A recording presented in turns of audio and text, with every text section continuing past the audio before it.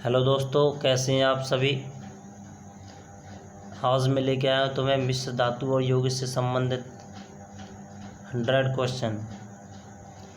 ये सभी 100 question very important question है जो अधिकतर कंपटीशनों में आते रहते हैं। जिन कंपटीशनों में साइंस आती है जैसे REET first level, REET second level, UPTGT, science वर्ग and NTPC, railway, SSC CGL, SSC 10+2, army, अर्थात जिनमें साइंस आती है और साइंसों में भी अगर यदि धातु, अधातु और मिश्रण संबंधी क्वेश्चन आते हों, मिश्र धातु संबंधी, तो इन जो 100 क्वेश्चन हैं, ज़्यादातर क्वेश्चन इन्हीं क्वेश्चनों में से रिपीट होते हैं।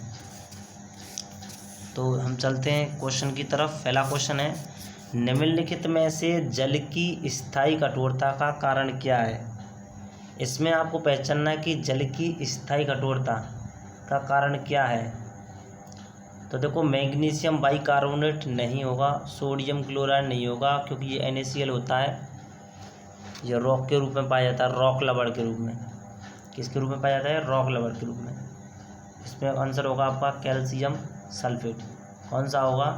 Calcium sulphate, CaSO4, calcium sulphate. Next question की तरफ चलते हैं। निम्नलिखित में से कौन सा तत्व उत्कृष्ट गैस का एक उदाहरण है। देखो, पहली बात है कि उत्कृष्ट क्या होता है। उत्कृष्ट जो गैसें होती हैं इनको नोबल गैसें कहा जाता है। क्या कहा जाता है? Noble gas. उत्कृष्ट गैसों को नोबल गैस कहा जाता है। दूसरी बात, नोबल गैसों की खोज किसने की थी। तो नोबल गैसों की जो खोज की थी वो की थी रेनजे ने। किसने की थी? रेनजे ने। रेनजे। 2 पॉइंट हो गए। पहला, उत्कृष्ट गैसों को नोबल गैस कहते हैं। दूसरा, इनकी खोज किसने की थी? रेनजे ने की थी। अब हम नेक्स्ट चलते हैं। उत्कृष्ट गैसों का तीसरा पॉइंट होगा कि इनके बाह्यतम कक्ष में मुक्त इलेक्ट्रॉन नहीं होते, अर्थात इनका जो अंतिम जो इलेक्ट्रॉन होगा वो उस कक्षा में होगा जो परिपूर्ण होगी, अर्थात ये ना तो इलेक्ट्रॉन को देते हैं और ना ही इलेक्ट्रॉन लेते हैं, अर्थात इनका बाहरी कक्षक पूर्ण होता है, इसलिए इन्हें अक्रिय गैस भी कहते हैं। अब ये आते कहाँ पर हैं? 4 नंबर पॉइंट में देखें हम। ये जो आवर्त सारणी है, आवर्त सारणी जो है उसका जो 18वां जो वर्ग है, जिसको हम शून्य वर्ग भी कहते हैं। क्या कहते हैं? शून्य वर्ग भी कहते हैं, उसमें पाए जाते हैं। इनको याद करने का तरीका है जैसे HE, NE, AR, KR, तो RN। तो इनको याद करने का तरीका क्या है? हीलियम, नियॉन, आर्गन, क्रिप्टॉन और रेडॉन। इन पांचों को याद करने का तरीका क्या है? तो याद करने की ट्रिक्स देखें।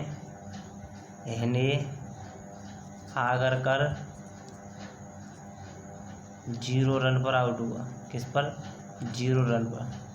तो देखो भाई, हने, हीलियम, नियॉन, आगर कर मतलब AR, आर्गन, 0 मतलब XE और रन मतलब रेडॉन। तो ये कर मतलब क्रिप्टॉन। तो ये कौन सी हो गई? उत्कृष्ट गैसें हो गई। कौन सी? उत्कृष्ट गैसें। तो इसमें देखा था कि उत्कृष्ट गैसों का उदाहरण कौन सा है, तो आपको कौन सा होगा? हीलियम। नेक्स्ट क्वेश्चन की तरफ चलते हैं। निम्नलिखित में से कौन सी धातु को सिक्का धातु कहा जाता है। देखो, सिक्का धातु वो होती हैं, एक तो होता है Cu, एक होता है Au, एक होती है Ag। इन तीनों को क्या कहते हैं? हम सिक्का धातु कहते हैं। सिक्का धातु। अब देख लेते हैं तीनों कहाँ पर मिलती हैं सिक्का धातु। तो ये तीनों के तीनों जो मिलती हैं, देखते हैं इस ऑप्शन में। कॉपर भी होता है, सिल्वर भी होता है, सोना भी होती है, अर्थात इसका आंसर क्या होगा? उपयुक्त सभी। अब हम चलते हैं नेक्स्ट क्वेश्चन की तरफ। चूने की पुताई से उत्पन्न चमक किसके बनने से होती है। देखो भाई, जब चूने की जब पुताई करते हैं तो उसके बाद उसमें चमक आ जाती है, ये किसकी वजह से आती है? Calcium hydroxide. किसकी वजह से आती है? Calcium hydroxide.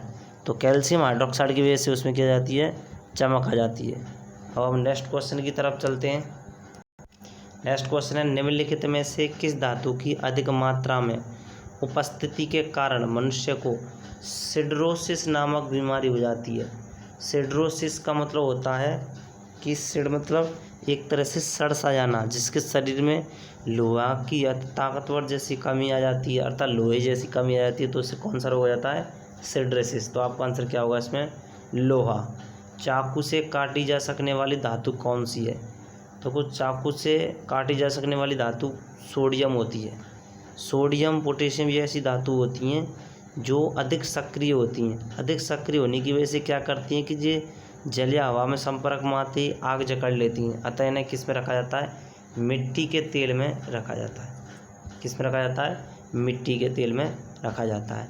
यह आवर्त सारणी के पहले ही वर्ग में आते हैं। इनकी ट्रिक्स होती है हलीना की रबड़ी सस्ती फ्री, इसमें आती है हलीना की रबड़ी सस्ती फ्री। अब हम चलते हैं नेक्स्ट क्वेश्चन की तरफ। पटाखों में तेज सफ़ेद प्रकाश लाने के लिए, देखो इसमें दिखाया गया सफ़ेद प्रकाश लाने के लिए, तो सफ़ेद किससे आता है, मैग्नीशियम से। तो आपका आंसर मैग्नीशियम ही होगा। अब हम चलते हैं नेक्स्ट क्वेश्चन की तरफ।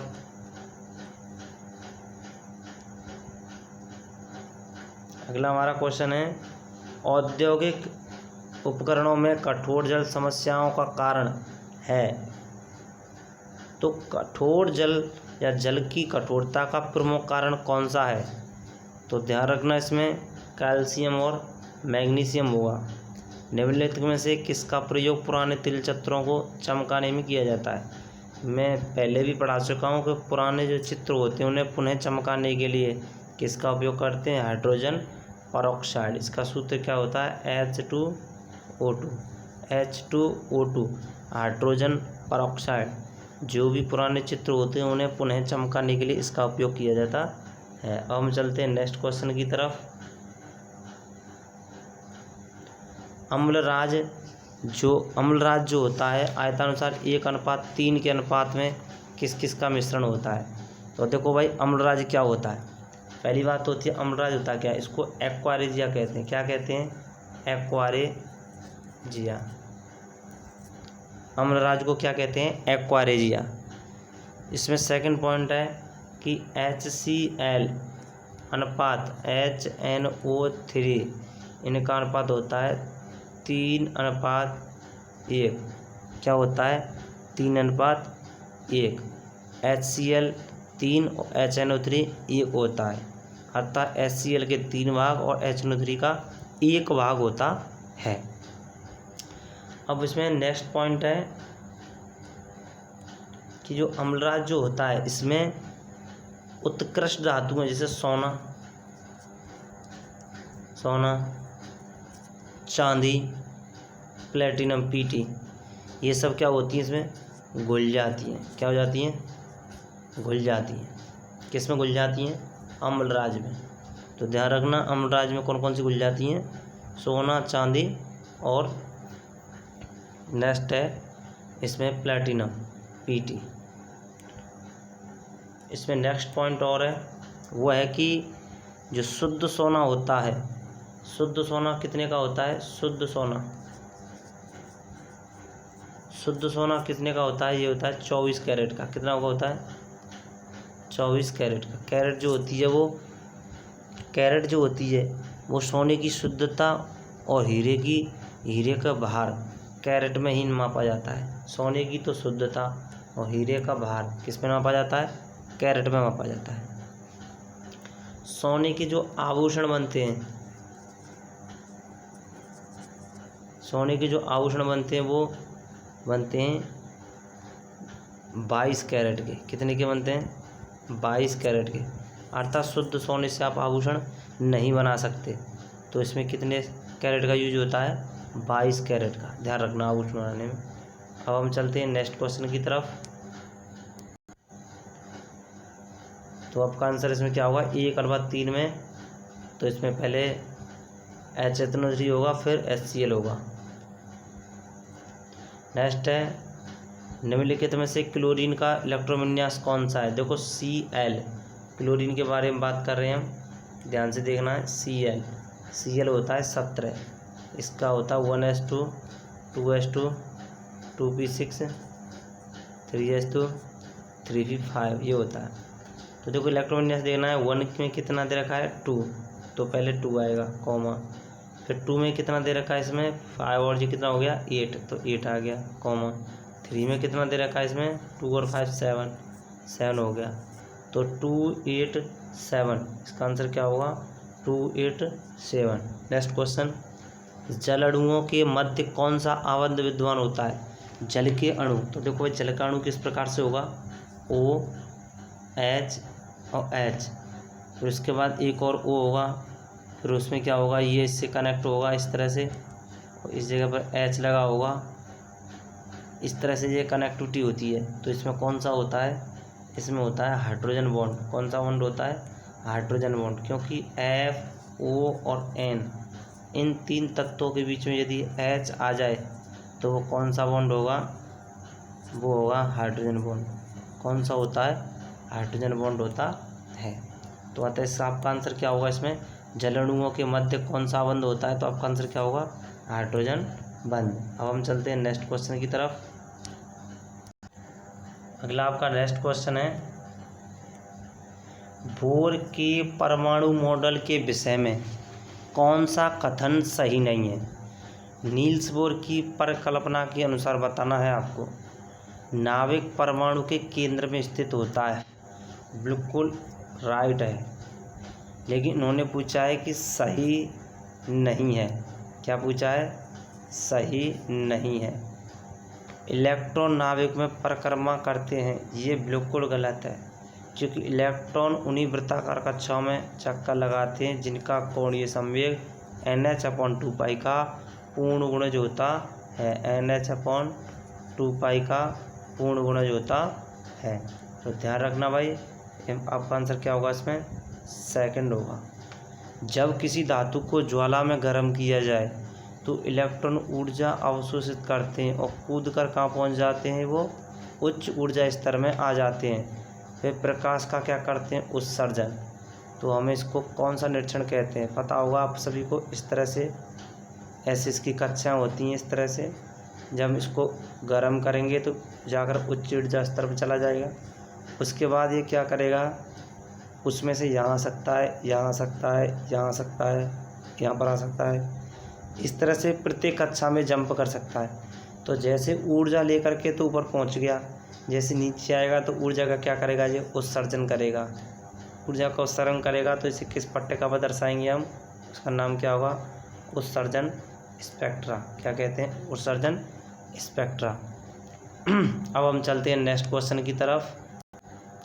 नेक्स्ट क्वेश्चन है, मिश्रण यौगिकों के गुणों के संदर्भ में कौन सा कथन सही नहीं है?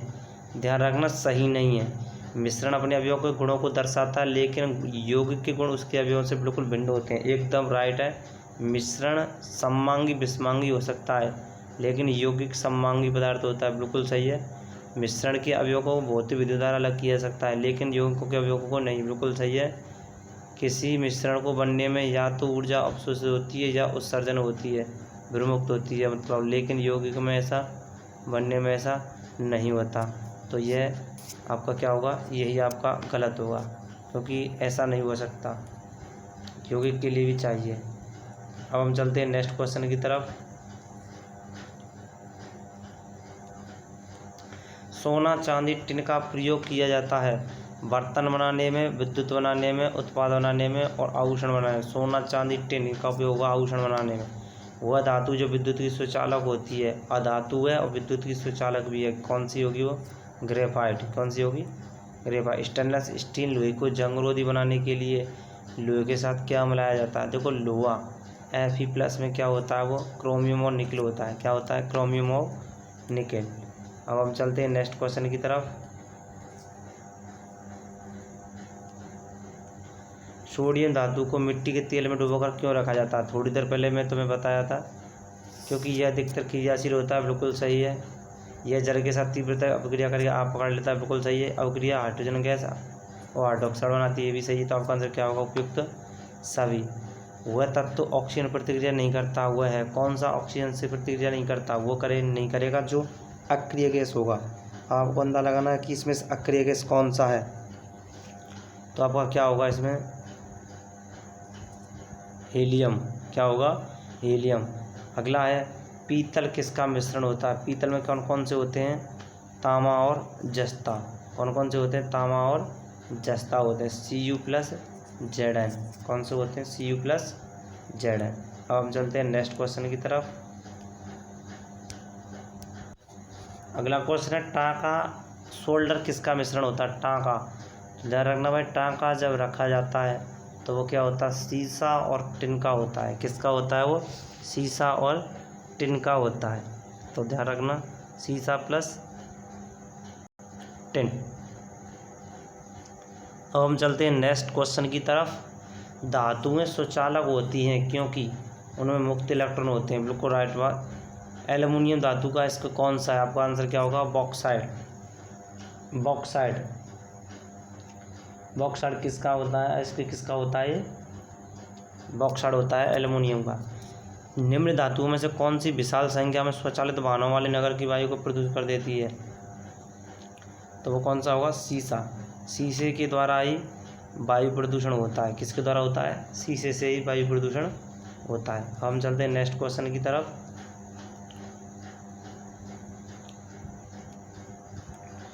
पृथ्वी की पपड़ी। पृथ्वी की पपड़ी जो होती है, कौन सा तत्व सबसे ज़्यादा पाया जाता है? पृथ्वी की पपड़ी पर कौन सा तत्व पाया जाता है सर्वाधिक? उसका नाम क्या होगा? सिलिकॉन। कौन सा होता है? सिलिकॉन पाया जाता है। जिप्सम का रासायनिक सूत्र क्या होता है?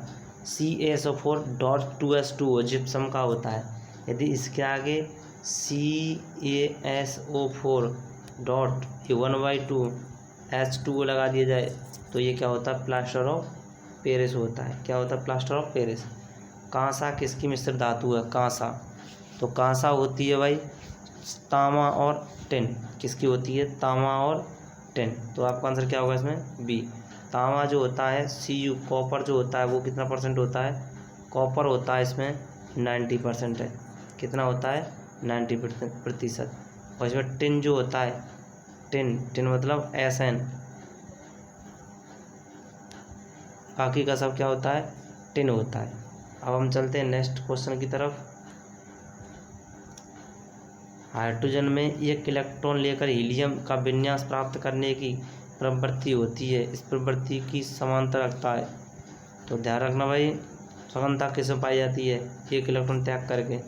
तो एक इलेक्ट्रॉन त्याग करके उत्कर्ष प्रभाव दर्शाने वाले कौन से होते हैं? वो होते हैं हैलोजन वर्ग। कौन से होते हैं? हैलोजन वर्ग। हैलोजन वर्ग। और हैलोजन वर्ग कौन सा होता है? वो होता है 17वां वर्ग। 17वां वर्ग कौन सा होता है? 17वां वर्ग। तो 17वें वर्ग में देखो भाई, फिर कल बाहर आई आंटी, फिर कल बाहर आई आंटी, ये होते हैं। तो ध्यान रखना भाई, 17वें वर्ग में जो एक इलेक्ट्रॉन ग्रहण करके क्या बना लेते हैं? उत्कृष्ट गैस प्रभाव दिखाते हैं। अब हम चलते हैं नेक्स्ट क्वेश्चन की तरफ।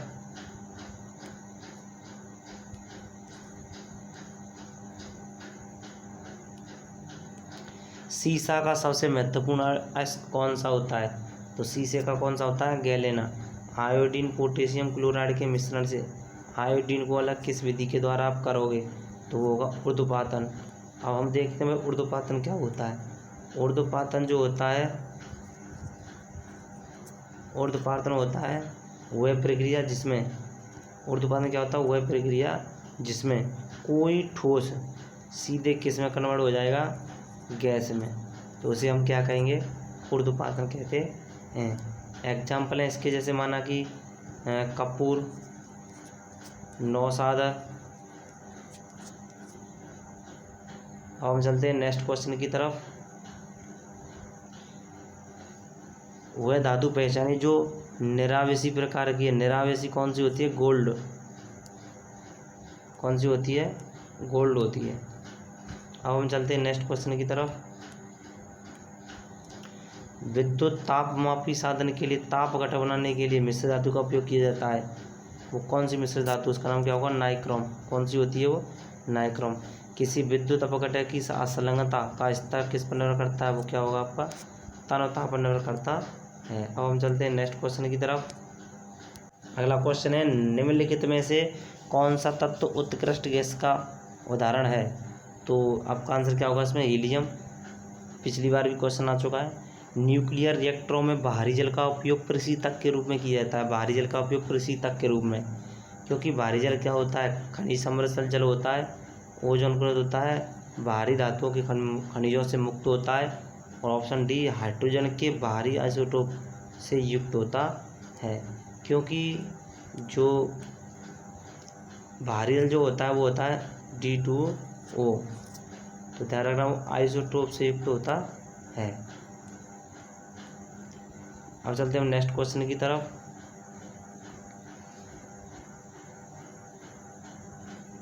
निम्नलिखित में से किस धातु का गलनांक सबसे कम है।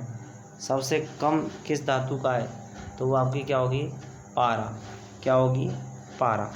तो पारा जो धातु है उसका जो गलनांक है वो सबसे क्या है, कम होता है। अब हम चलते हैं नेक्स्ट। निम्नलिखित में से किस खनिज में ऑक्सीजन नहीं होती। तो ऑक्सीजन कौन से में नहीं होती है, वो है क्रायोलाइट में। क्रायोलाइट में ऑक्सीजन उपस्थित नहीं होती। अब हम चलते हैं नेक्स्ट क्वेश्चन की तरफ।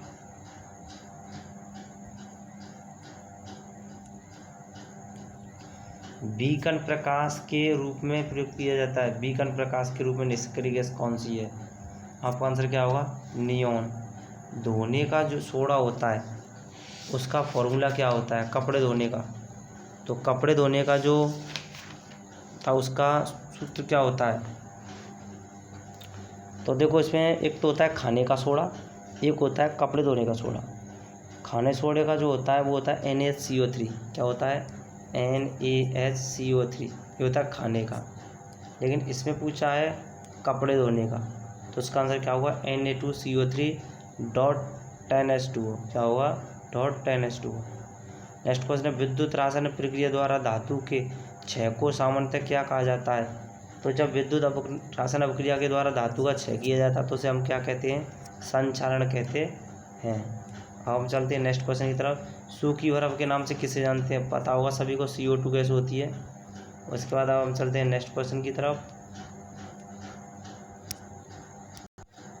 वे कौन सी दो धातु हैं जो सिल्वर रंग की नहीं होती। तो कौन सी होंगी वो, सिल्वर रंग की नहीं होती।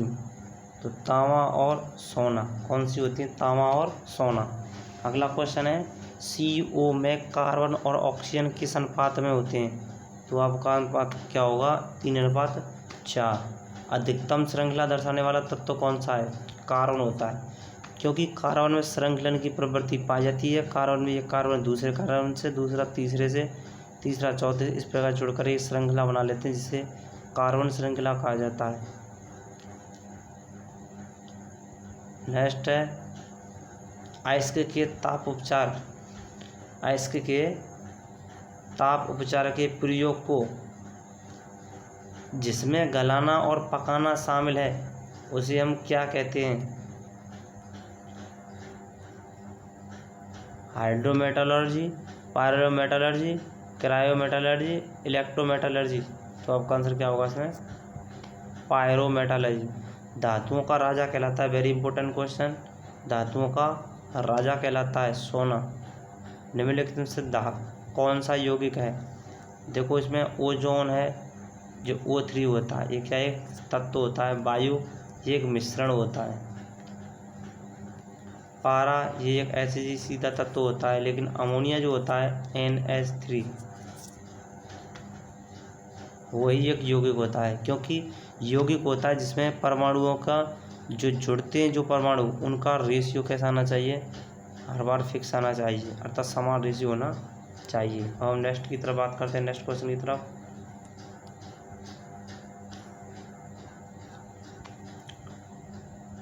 निम्नलिखित कौन सा यौगिक सा है, बता दिया। निम्नलिखित तो कौन सी धातु है जो उभयधर्मी अवक्षय प्रदान करती है। तो उभयधर्मी कौन करता है, एल्युमिनियम। कौन करता है, एल्युमिनियम। अब हम चलते हैं नेक्स्ट क्वेश्चन की तरफ। अगला क्वेश्चन है वह कौन सा यौगिक है जिसमें आयनिक, सहसंयोजक और उपसहसंयोजक तीनों ही बॉन्ड पाए जाते हैं। तो आपका आंसर क्या होगा, NH4Cl। नम वायु में रखी गई लोहे की चादर पर जंग कब लग जाती है, जब लोहा ऑक्सीजन और जल के संपर्क में आता है। कौन से तत्व उनके धातु गुणों के बढ़ते क्रम में दर्शाते हैं। तो बताया था मैंने, हलीना की रबड़ी, सस्ती फ्री। तो पहले कौन सा आएगा, लीना, फिर सोडियम, फिर पोटेशियम, रोडियम, सीजियम, इस तरह से होता है। अब हम चलते हैं नेक्स्ट क्वेश्चन की तरफ।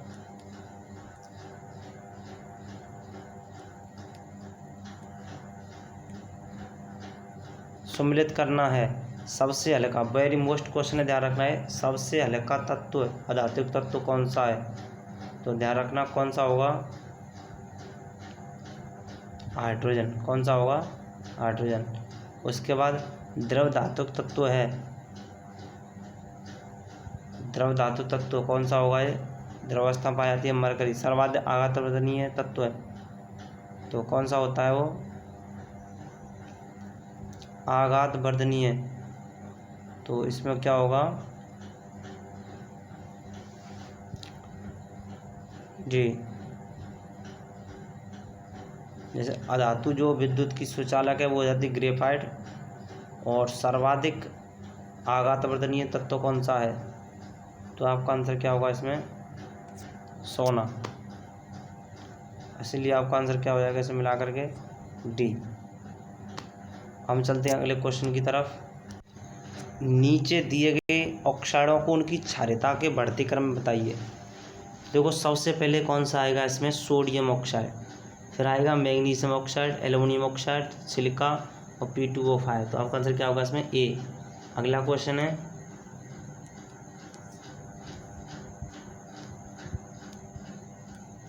प्रकृति में उच्च क्रियाशील धातुएं संयुक्त अवस्था में पाई जाती हैं। प्राकृतिक रूप में पाए जाने वाले पदार्थ जिनमें धातु संयुक्त अवस्था में होती है खनिज कहलाते हैं। खनिज अयस्क कहलाता है यदि, कब कहलाएगा वो, जब उसका उपयोग हम किस में करेंगे, लाभकारी के में अर्थात लाभकारी के रूप में करेंगे। तो वो कौन सा हो जाएगा, वो अयस्क कहलाता है। अर्थात सभी अयस्क खनिज हैं, लेकिन सभी खनिज अयस्कों ये जरूरी नहीं है। अब हम अगला क्वेश्चन देखते हैं। नेक्स्ट क्वेश्चन है, अयस्क को वायु की उपस्थिति में उसके गलन बिंदु से गर्म करना क्या कहलाता है। गलन बिंदु से नीचे गर्म करना क्या कहलाता है। तो आपका आंसर क्या होगा इसमें, निस्तापन। जब जल स्वयं रासायनिक रूप से किसी तत्व या खनिज के साथ मिलता है तो उसे क्या कहते हैं, तो उसे कहेंगे हम जलयोजन। क्या कहेंगे, जलयोजन, क्योंकि जल के द्वारा ही मिला जा रहा है। अर्थात किसी रासायनिक रूप में जल में किसी को मिलाना क्या कहलाता है, जलयोजन या उदयन।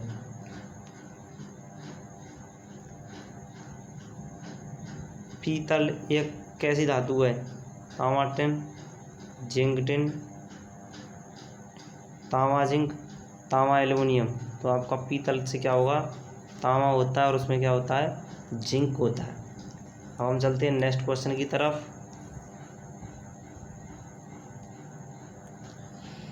कास्टिक सोडे का सूत्र क्या होता है। कास्टिक सोडा पूछा इन्होंने भाई, NaOH होगा। पृथ्वी तल पर सर्वाधिक बहुत मात्रा में क्या पाया जाता है, तो कौन सा होगा वो, एल्युमिनियम। एल्युमिनियम का इसको कौन सा होता है, बॉक्साइड। प्लास्टर ऑफ पेरिस का रासायनिक सूत्र क्या है, CaSO4 हाफ H2O। क्या होता है, CaSO4 dot half H2O। Sulphide आयस्कों का सांद्रण किस सी विधि से करते हैं, तो आपका आंसर क्या होगा, झाग प्लवन विधि। कौन सी विधि होती है, झाग प्लवन विधि। अब हम चलते हैं नेक्स्ट क्वेश्चन की तरफ। तांबे का मुख्य अयस्क कौन सा है, तो देखो हेमेटाइट लोहे का होता है, तो आपका आंसर क्या होगा, कॉपर पायरेटिज। नाम से पता लग रहा है, सोडियम बाइकार्बोनेट में निर्मित होता है, सोडियम बाइकार्बोनेट। तो देखो इसमें सोडियम बाइकार्बोनेट के बारे में बताना है। तो सोडियम बाई जो कार्बोनेट जो होता है वह है NaHCO3 होता है, NaHCO3 होता है। तो सोडियम बाइकार्बोनेट से निर्मित पदार्थ कौन सा है, तो आपका आंसर क्या होगा, बैंकिंग पाउडर, फोटोग्राफी में प्रयुक्त होने वाला पदार्थ कौन सा है? तो आपका क्या होगा? Silver bromide. फोटोग्राफी के रूप में किसका करते हैं? Silver bromide. AgBr फिटकरी किसके लिए प्रयुक्त होती है? जल के शोधन के रूप में इसका उपयोग करते हैं, चमड़ा पकाने में, कागज के रूप चित्रण में, उपयुक्त सभी। तो आपका आंसर क्या होगा इसमें? उपयुक्त सभी। अब हम चलते हैं नेक्स्ट क्वेश्चन की तरफ। साबुन बनाने में क्या प्रयुक्त होता है?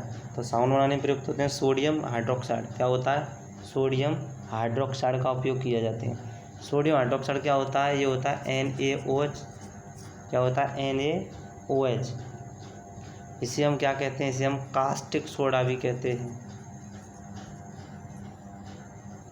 क्या होता है? कास्टिक सोडा भी कहते हैं।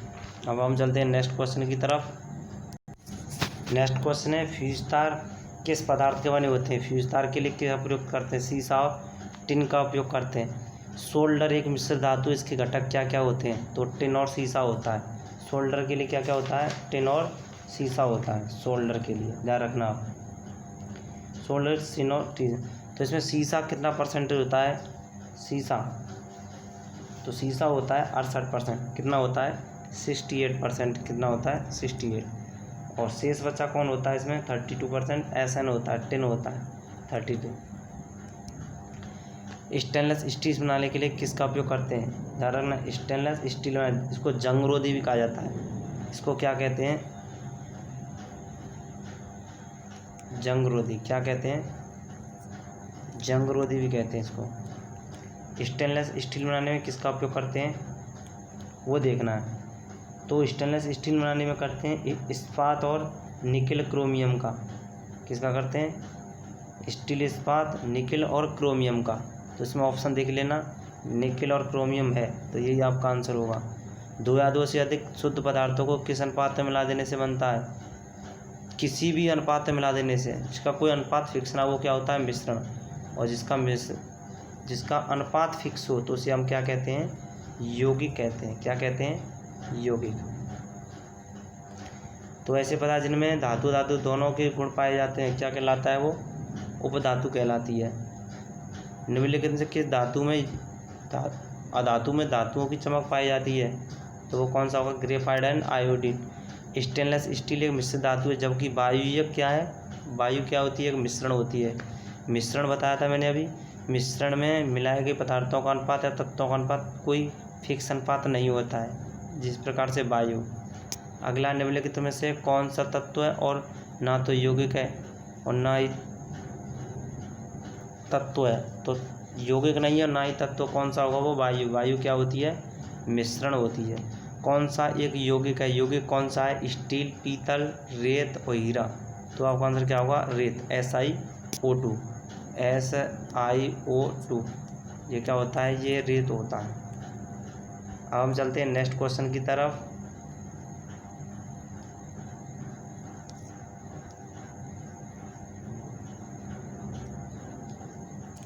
व्यंजक चूर्ण बेकिंग पाउडर बनाने किसका एग्जाम्पल है? तत्व, यौगिक, मिश्रण, पररूप। तो क्या होगा इसका आंसर? यौगिक। एयर क्या है? एयर एक मिश्रण होता है। कोयला क्या है? कोयला क्या होता है? एक तत्व होता है। निम्नलिखित तो कौन सा जल से हल्का है? जल से हल्का कौन है? इसमें कौन सा होगा? सोडियम। सोडियम हल्का होता है, अधिक सक्रिय होता है। ये जल में आने पर क्या कहता है? आग जकड़ लेता है। उजला कशीसा थोथा, इसको वाइट वाइट्रल भी कहते हैं। क्या होता है? तो ये होगा आपके पास जिंक सल्फेट। क्या होगा? अगला क्वेश्चन है, निम्नलिखित से कौन सी धातु प्लास्टर ऑफ पेरिस में पाई जाती है? तो कौन सी होती है? वो कैल्शियम होती है। क्या होती है? कैल्शियम। क्योंकि इसका सूत्र होता है CaSO4.1/2H2O। तो ध्यान रखना, कैल्शियम सल्फेट H2O क्या होता है? वो प्लास्टर ऑफ पेरिस होता है। सर्वप्रथम मानव ने कौन सी धातु का उपयोग किया था? तो आपका आंसर क्या होगा? तांबा। क्या होगा? तांबा। अगला क्वेश्चन है, विद्युत का अच्छा सुचालक कौन सा होता है? तो आपका आंसर क्या होगा इसमें?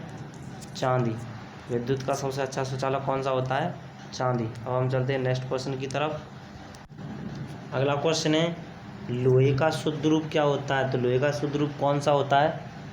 तो लोहा जिसमें सबसे ज़्यादा शुद्ध होना चाहिए जी, लोहा शुद्ध होना चाहिए, कौन सा होगा, उसको हम कहेंगे पिटवा लोहा। स्टील में क्या होता है, 0.1 से 2% कार्बन होता है। लोहे में जंग लगने के लिए किसकी आवश्यकता होती है, तो एक तो ऑक्सीजन चाहिए उसको, एक जल चाहिए। क्या होगा आपका आंसर, बी होगा, ऑक्सीजन और जल। अब हम चलते हैं नेक्स्ट क्वेश्चन की तरफ। अगला नेक्स्ट क्वेश्चन है, शुद्धिकरण की प्रक्रिया में गंदे पानी का उपचार फिटकरी से किया जाता है। अर्थात जो गंदा पानी होता है उसका शुद्धिकरण फिटकरी के माध्यम से किया जाता है। फिटकरी का सूत्र आपको पता होगा, K2SO4 Al2SO4 और SO4 का $24H2।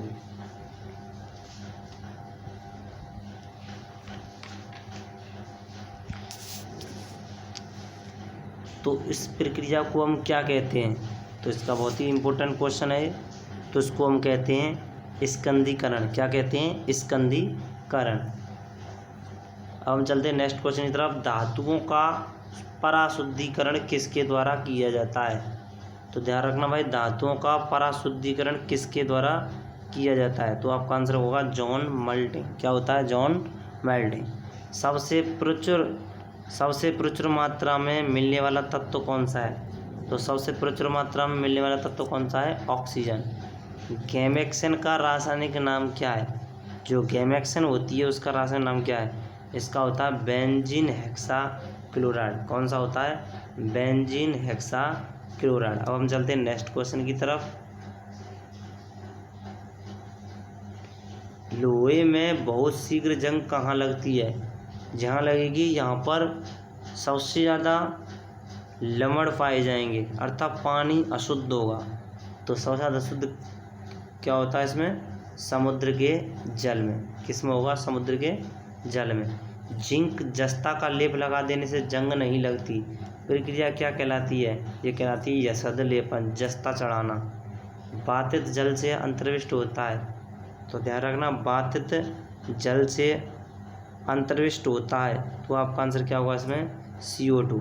मैग्नेटाइट का फॉर्मूला क्या है, मैग्नेटाइट क्या है, मैग्नेटाइट सभी को पता होगा, आयरन का एक अयस्क होता है, और इसका जो सूत्र होता है वो होता है Fe3O4। क्या होता है, Fe3O4, अर्थात इसका आंसर क्या होगा, बी। अब हम चलते हैं नेक्स्ट क्वेश्चन की तरफ।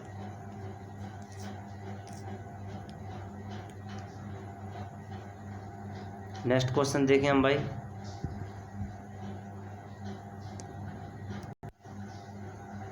अब ये जो नेक्स्ट क्वेश्चन है बहुत ही मोस्ट क्वेश्चन, जो रीट भर्ती परीक्षाओं में 2011 से लेकर के 2018 के बीच आ चुके हैं। तो पहला क्वेश्चन इसमें, अमोनियम नाइट्राइड का रासायनिक सूत्र क्या है। देखो ये रीट लेवल सेकंड में 2017 में आ चुका है, तो ये आपका सूत्र बताना इसमें, अमोनियम नाइट्राइड। तो अमोनियम नाइट्राइड का फॉर्मूला क्या होता है, NH4 का होल थ्राइस N होता है। अब हम चलते हैं नेक्स्ट क्वेश्चन की तरफ। आमाशय की अम्लता का उपचार करने के लिए क्या प्रयुक्त किया जाता है, तो ध्यान रखना भाई, आमाशय की अम्लता को उपचार करना है तो क्या उसका किसका उपयोग होगा, मिल्क ऑफ मैग्नीशिया। क्या होता है, milk of magnesia, magnesium hydroxide. तो अब है नेक्स्ट, निम्नलिखित में कौन सी धातु कमरे के ताप पर द्रव अवस्था में पाई जाती है। देखो आरटेट 2012 में आ चुका है, तो सोडियम, मरकरी, सल्फर, थोरियम। तो आपका आंसर क्या होगा, मरकरी। अब हम चलते हैं नेक्स्ट क्वेश्चन की तरफ।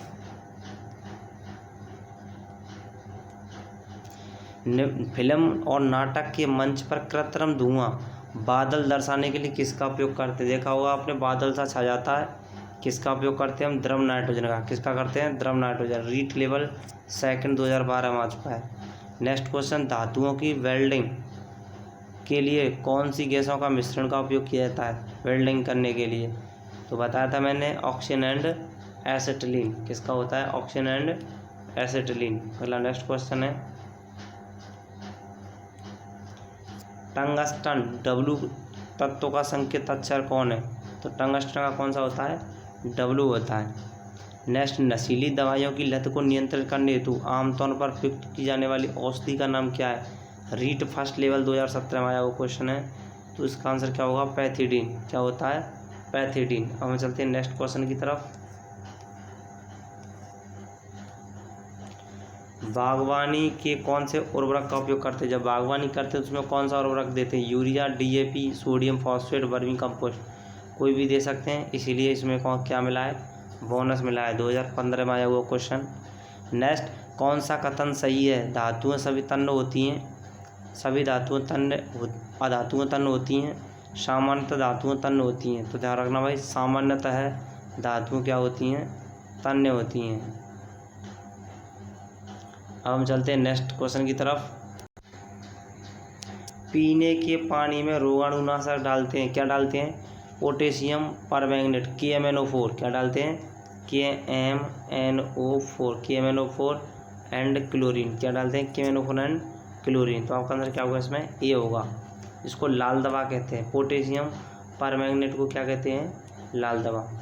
नेक्स्ट क्वेश्चन है, निम्नलिखित से किस गैस के कारण भोपाल गैस त्रासदी हुई थी? तो उसका नाम क्या था? Mick, MIC। कौन सी गैस थी वो? मिक गैस, मिथाइल आइसोसाइनेट, क्या होगा? Mick, MIC, Mick.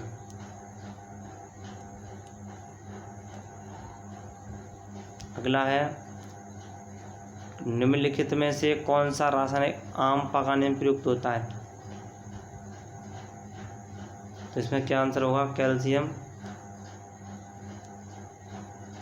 Calcium carbide, क्या होता है? Calcium carbide. नेक्स्ट है, CNG का ईंधन के रूप में किस में इस्तेमाल किया जाता है? वाहनों में, उद्योगों में, खाना बनाने में, वाहनों और उद्योगों में। तो क्या होगा? CNG का वाहनों और उद्योगों में।